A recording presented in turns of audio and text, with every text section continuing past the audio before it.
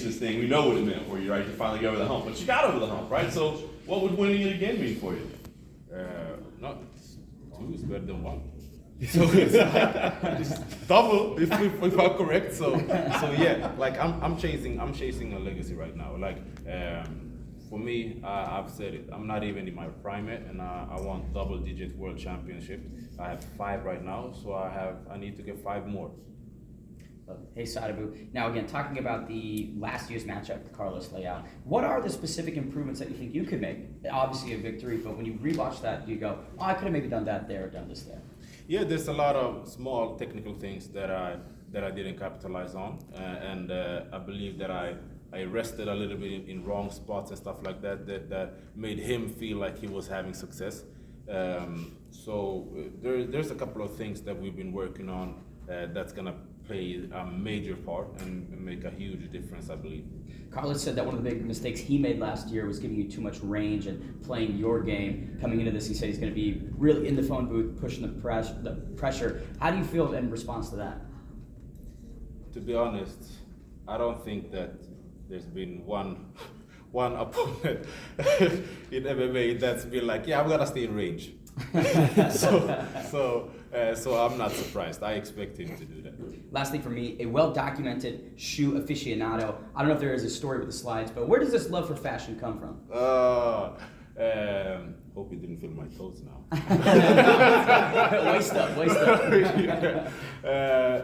To be honest, I don't even know where it started. Maybe because I'm a big basketball fan. I love Michael Jordan. So like the Jordans has always been like a major shoe, and always like when something is hard to get, like that's what I want. So that's, I believe that's where it comes from a little bit.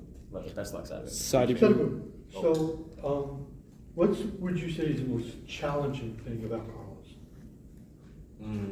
He's tough. Some fighters go out there and they try their best, and then as soon as it gets a little bit tough, they try to find a way out. He's not that. Like when it gets tough, he gets tougher.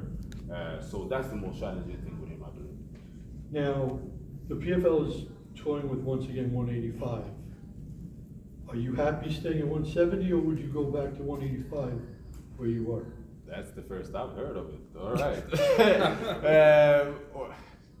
To be honest, right now, even though it's not fun making weight but I have the routine, the regimen down to a T.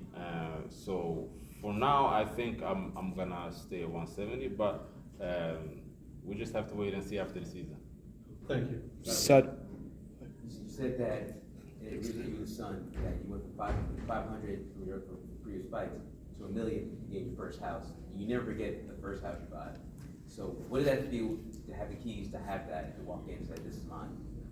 Man, to be honest, that's one of my proudest moments, to be able to not only that, but to be able to look back after this and be able to say that I have something to show for it, you know, because we have a lot of great fighters that doesn't have that opportunity. And if we were playing soccer and we were at that level, all of us would be set, if that makes sense, right? So that made me very proud, to be honest. And you brought how not a lot of fighters have those kind of moments like you have. Yeah. So what kind of message would you give those fighters then about investing and then getting to those chances to get the opportunity that you got right now? The thing is, like, for me, it's always been something that I've seen. I always believed in myself, and like it took me 4 years to get there, right? To be able to get over the hump, and that's something that I would say, like, if you believe it, don't let no one tell you that you can't achieve it. Sadibou, I know you and Sean Strickland have both been sparring to prep for your fights. Have you tried to emulate Izzy's style to help prepare him? Yeah, me and Sean, we always have great wars. He's like one of my main training partners, and yeah, like we've been helping each other out a lot. So for sure, absolutely. Awesome. And I know you visited your family in Senegal after winning last year's title. Yeah. If you were to win on Wednesday and make it to the championship, would any of them be able to come here to watch you in the finals? I'm not sure if the thing is to come from Senegal, you need like an invitation. It's not easy. It's not just like people from Sweden, they can just book a ticket and come. So it's a little bit more tricky than that, but I would love for that to happen, to be honest. Great Understood. question. Best of luck, champ. Appreciate it. So Sadibou, how much hot yoga did you do in this training camp?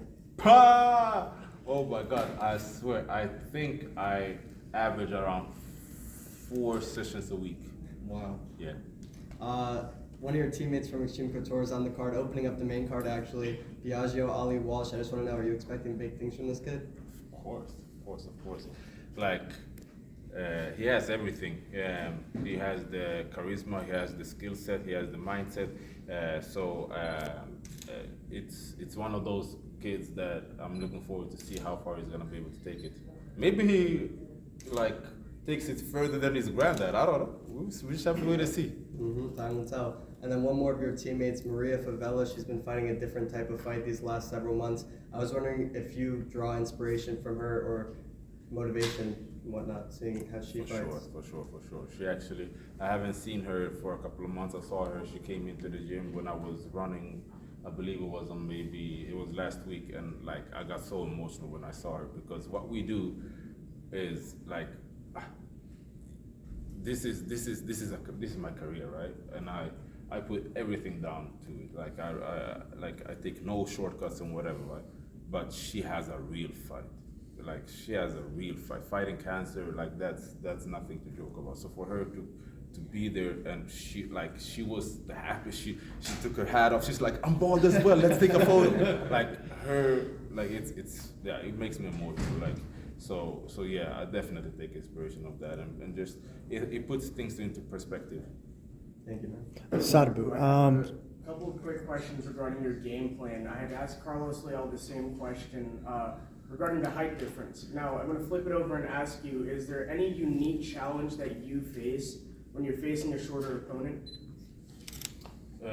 Yeah, you always have to, like, in fighting in general, distance is so important, right? So if we are usually, I'm not saying that it's always like that, but usually when you are at a far distance, the taller fighter has an advantage, and usually when you're at a shorter distance, the shorter fighter has an advantage, right? Obviously, there's more to it than that. So definitely, if I can keep it at the distance that I want to, then it's gonna favor me. And if he can keep it at the distance that he wants to, it's gonna favor him. But with that being said, like I know I work on all distances, and I believe that he does too. So, and that's why we have a fight, you know. So what are you expecting from him once the doors close? I expect him to come forward. I expect him to be aggressive, because I don't. He tried to be technical in the first round, in the first fight, and he pretty soon understood that wasn't his way to success. But with that being said, it's easier said than done, and you can have the mindset that you're gonna go forward. But when you're getting hit with jabs, deeps, knees, let's see how much you want to go for. Last question. Any fancy techniques we should keep an eye out for this time? It's me, always. Of course.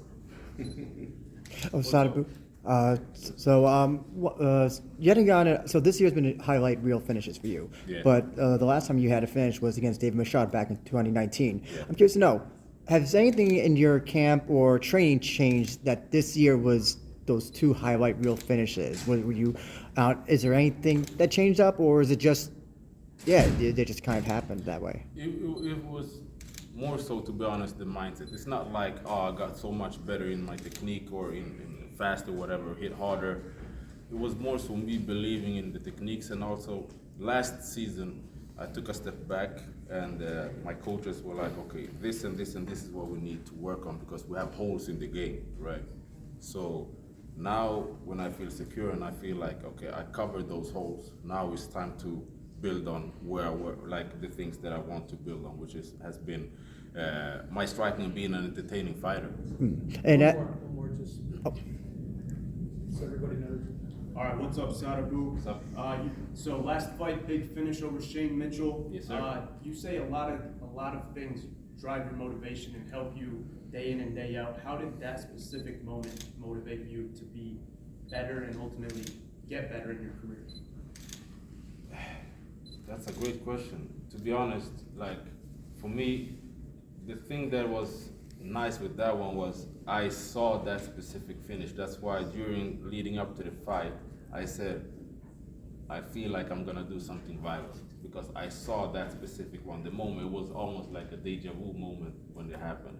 So to be able to train hard and actually be bold enough to speak about it and call it and then go after it is something that I'm very proud of. And I believe that mentally, physically, emotionally, spiritually, I'm in an amazing spot right now. And that's why you see me finishing fights, and that makes me more dangerous than ever.